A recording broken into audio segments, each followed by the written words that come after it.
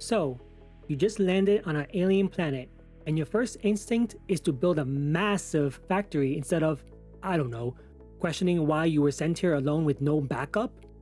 But before you go full industrial overlord, let's make sure you don't accidentally build yourself into a power outage disaster, an inventory crisis, or worse, getting bodied by the local wildlife. Here are 5 quick tips to keep your factory running smoothly, your power grid stable, and your sanity mostly intact. Here's the deal. Not all resource nodes are created equal. The difference between an impure, normal, and pure node is huge. A pure iron node can feed multiple smelters, while an impure one struggles to even keep up with the basics. Start automating early. Manually crafting everything feels fine for about 10 minutes. Then it becomes a nightmare. Set up assembly lines for the essentials: iron plates, rods, screws, and reinforced plates. You'll burn through these constantly, so the sooner you automate, the smoother your factory will run. And don't forget about copper. Find a copper node and get wiring and cables going early. Every upgrade, every machine, every research project, at some point, they all need copper. Save yourself the pain of scrambling for it later. The chainsaw unlocks in Tier 2, and is the single most satisfying way to clear space and gather biomass. No more running around collecting bushes like a caveman. With just a click, you could deforest everything in sight. And trust me, you'll need biomass. Biomass burners are your first real power source, but they're hungry. Instead of constantly refueling them like an unpaid intern, set up your own standalone assembly line and turn biomass into solid biofuel. This burns longer, is more efficient, and is saving you time on keeping the factory running. And here's a tip. Keep all your biomass burners close together in one area.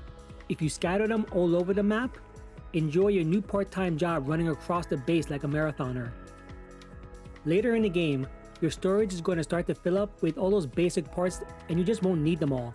Instead of drowning in a sea of random plates and rods, toss them into the awesome sink and start getting coupons. Use these coupons in the awesome shop to get different parts. Getting these different parts from the awesome shop means that you don't have to set up an assembly line just to build them yourself. Your first weapon is going to be the zapper, which is about as effective as slapping a fire-breathing nightmare with a wet noodle. It works, kind of, at least in the beginning. But as you explore further, the creatures get bigger, meaner, and more annoying. That's where the Xenobasher comes in. Unlocked in Tier 3, this upgrade actually lets you fight back instead of just panic running every time you hear something growling. It gives more damage, and it actually allows you to survive a fight. As you progress, your factory isn't the only thing that needs upgrades. You do too. Blade Runners, researched in the MAM under the Quartz research tree, lets you run faster, jump higher, making base navigation way smoother. Pair this with the rifle, unlocked after oil processing, and suddenly, both movement and combat becomes a lot easier. No more slow, clunky running, and no more struggling against bigger creatures. But you're gonna have to finish stage 2. This is what allows you to research oil processing, which gives you the new part rubber. That is required in the rifle research.